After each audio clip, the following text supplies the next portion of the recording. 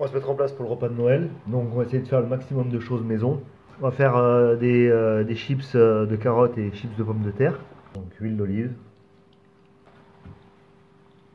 sel et poivre. Ça c'est un mélange sel et poivre. On va essayer de remuer pas trop brusque pour pas casser trop les épluchures.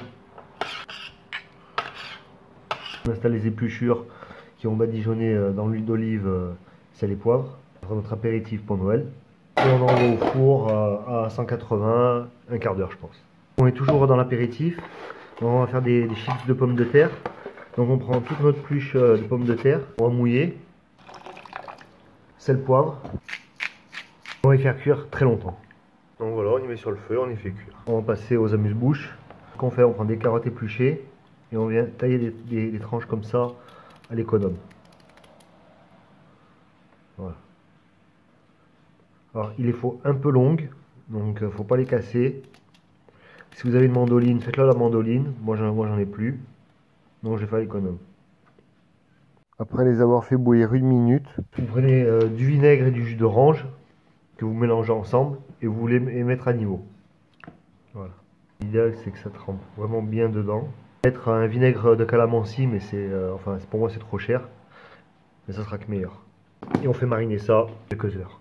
Pour commencer à l'apéritif, nous aurons un sandwich de volaille comté saucisse de morteau avec une mayonnaise à la moutarde violette. Faire un amuse-bouche.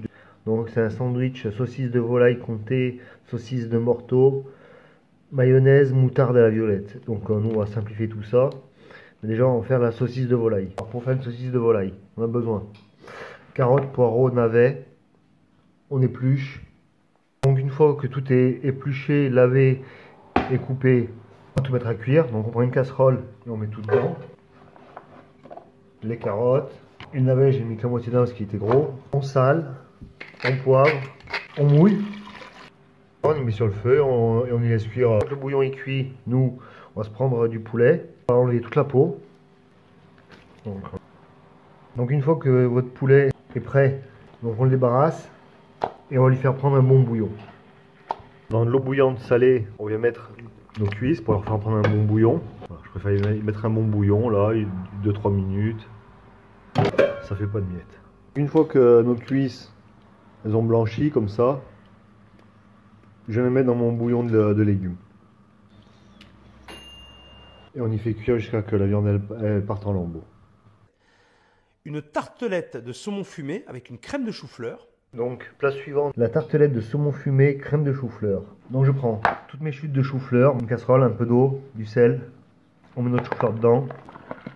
On y met sur le feu. Pendant ce temps que le chou est cuit, on va faire une pâte sablée.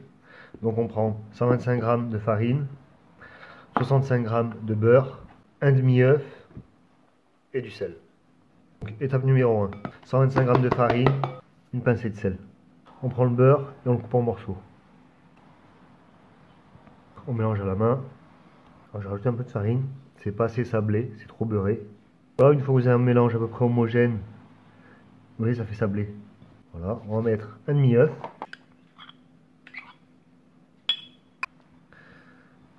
Là, si votre pâte est trop sèche, vous pouvez rajouter un peu d'eau, mais un peu style une cuillère à café, quoi.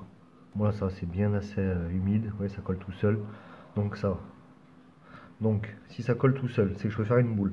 Si je peux faire une boule, c'est que c'est bon. Une fois la boule formée, film plastique, on réserve une demi-heure au frais. Notre chou-fleur est cuit.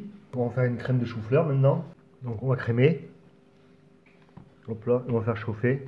On sale. Voilà, notre chou-fleur, il a bien bouilli dans sa crème, bien un quart d'heure. On va mixer tout ça.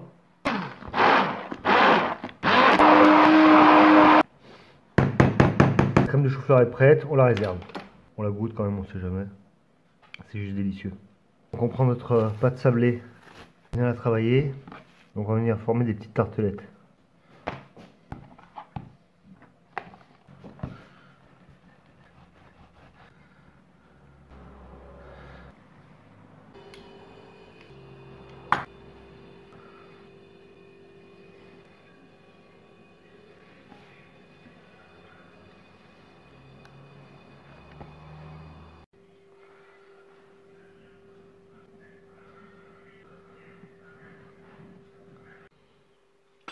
fait nos petites tartelettes.